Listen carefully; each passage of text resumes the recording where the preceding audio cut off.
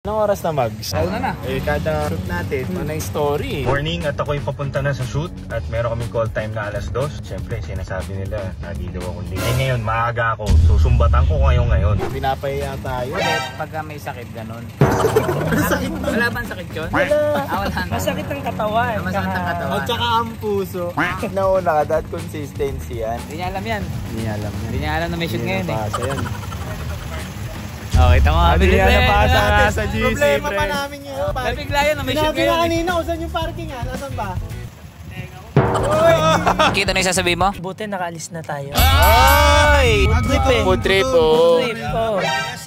Bibigyan ka ng pagkakataon magpaliwanag. Hindi na. Mali rin talaga ako. Late talaga ako. Pero kasi nakakawalang gana din. Uy. Yan ba ang work ethic? Porque na-late yung iba? Nalilate ka na rin. Hindi naman siya late. Partida, may mga puti pang lobo sa daan. Para good mood lahat. Jollibee tayo. Yan! Pero hindi to sponsored ng Jollibee, ha? Sakto, hindi ko kinain yung tilapiyang rito sa bahay. Sino nagluto niyan? Ako. Sino nagkusi? Ha? Hotdog. Aray! Hinatdogan ako. Ikwento mo yung problema mo mamaya sa guest natin. Finish po tayo. Oh, pre. Yung kasama si Skastakli. Ah, pre! Welcome sa Jollibee. Ate, paano mo masasabing mukbang Jollibee? Gaano karami ang marami? That's it. Pito? O sige, ganito, pre. Dalawang bucket. Happy birthday, Happy bro. birthday, Jude! Jude! Happy birthday to you! Bali, dalawang 8 pieces. Tapos, isang spaghetti, isang palabok na pan. Hamburger, a la carte, chocolate sundae. 10. Sorry, bali sa palapong family pan po. Okay lang po, wala po siya. Lobster na lang. I-spaghetti mo na lang. Oh, mga coke float. Coke float na lang lahat. Okay na yan, ma'am. Yan. Ano mukbang? Ba't naka-edit na yun sa atin, pre? Yeah, boy. Ang bilis ng mga pangyayari. Andito na kagad ang ating in-order.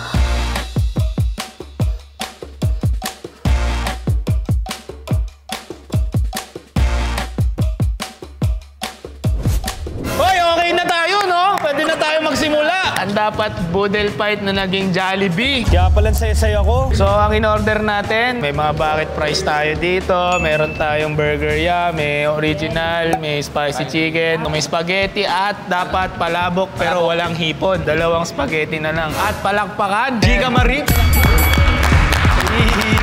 Thank you so much po. Giga, para sa mga hindi nakakilala sa'yo, sino ka ba? My name is Jika. I am a music artist. Or baka mas kilala niyo ako as yung maingay na TikToker. I wanna understand what it means. Ano ko sasabihin yung ano? Recently na nag 1 million views. Yes! Yung kanta mo with Skastakli lang naman. Para pilitin ka sa YouTube. Ilang taon ka na ba? 25. Ang bata mo pa, kailan ka pa ba nag-start? 2021. Yung unang-unang labas ko is yung Lutang. Kaya akong pinapahingan ko lagi yung sa inyo ni Skasta. About saan ba yun? Hindi ko na pipilitin yung sarili ko na piliin ka. Aray ko!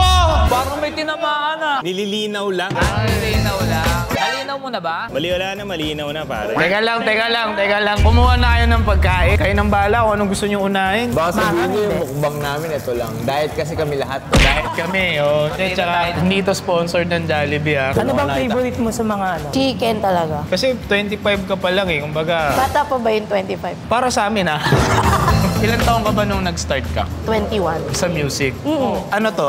May nag-produce? Producer ko po, kuya ko. Anong industry name ni kuya mo? Ano talaga siya, architect. Hindi ko alam na interesado na pala siya, nagpo-produce na pala siya. Tapos ako nagsusulat. Tapos sa mga video naman po, siya yung DOP namin. Sinong nakaalam na, gusto mo mag-produce ako sa'yo o sumapit ka kay kuya mo? Actually, ang i-upload ko talaga dito si Ate Au. Uy, ano nangyari, Jika? Kasi yung mga demo ko noon, sa kanya ko pinaparinig. Tapos si Ate Au, syempre alam niya, nagpo-produce si Kuya, ganyan. Tapos parang pinilit niya talaga kaming dalawa na, gumawa na nga kayo ng kanta. Baka kapalagbat si kuya. Sinabi na ng boss eh. Ayun, pumunta ako sa bahay nila. Ang una talaga namin ni-record, Lutang. Tungkol sa inyo yung lutang. Pandemic era kasi yun. Nag-aaral ako noon, architecture din. Pinilit or ano? Ginugusto. Kasi nga gusto ko nga i-please yung parents ko. Ayun, sobrang stress ko noon. Plates, alam mo na, third year ako noon. Tapos nasulat ko yung Lutang. Di ba ka may stress? Nagsusulat ka talaga? Opo, pero ano lang, sa akin lang. As in yung audience ko lang talaga nun si Ate. Babakbakan natin siya. Kundi dahil kay Minsan isa lang ang kailangan mong sumuporta sa'yo. Totoo. So yun na nga, may label ka na ngayon, di ba? Ano yun, instantly or paano nangyari yun? Buti ka pa may label eh.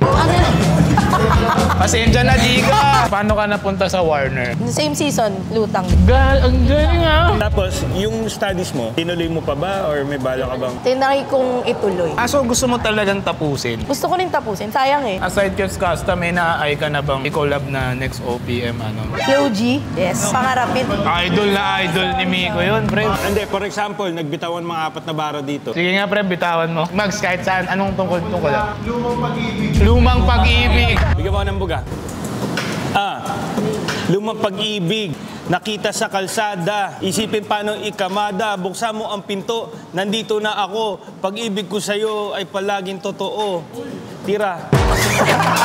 Paano ba kayo nag-connect ni Skasta for yung sa Ano latest? kaya yan? Kasi di ka, imagine mo, nag-aaral ka, na-stress ka, sulat ka ng kanta, pinush ka ni ate mo, kinuha ka ng Warner, biglang kay Skasta. Pare, kulang ka. Ano kulang ko? Nag-front yan sa Coldplay. Ay, kung nga pala.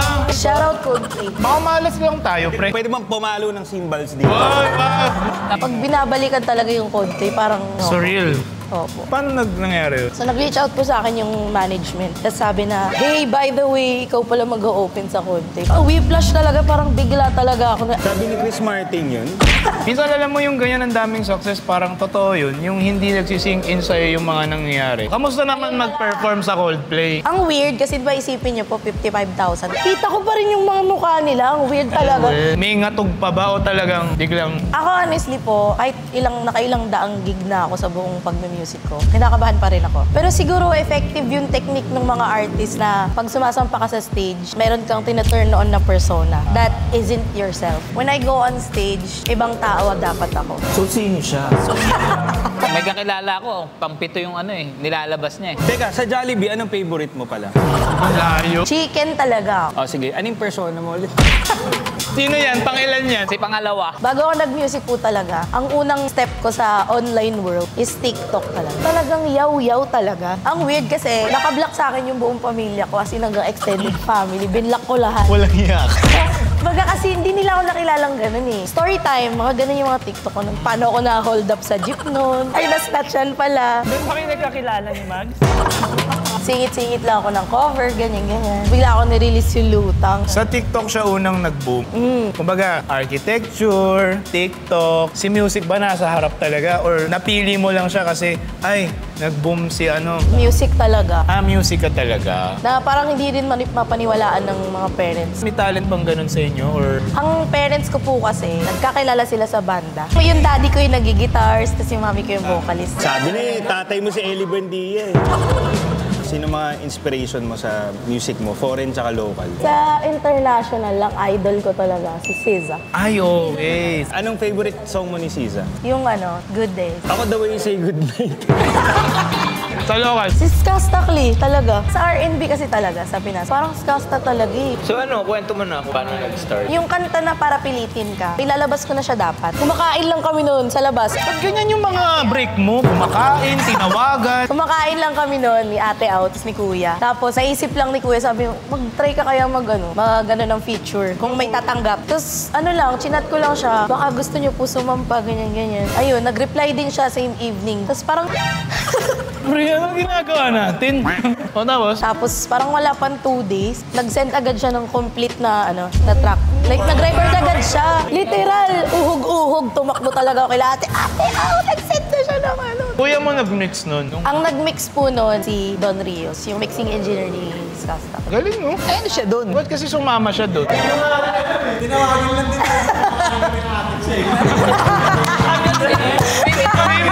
Same din nag-reply. Napansin ko lang na pag magagaling, madaling mag-connect yung mga talents talaga. Kaya na-realize ko na baka hindi ako talented. Uy, yan na naman. Kasi hindi ako pinansin ni Skasta eh. Na-try mo na bang mag-reach out? Nag-reach out ako, nag-message ako mahaba, pre. Kasi kumakain kami ng ate ko. Dapat ganon. Pero as in cold, ano lang yung tawag doon? Talagang di, nag-chat diretso lang, kuya, baka trip mo tong kanta, sampa ka. Ang daming yumayaman dahil dyan, kaya huwag kayo matakot mag-PM. Advice lang ah. Kung gusto mong i-try, PM me. Hoy, iba yan eh. Mali mo, magustuhan Ewan ko yan.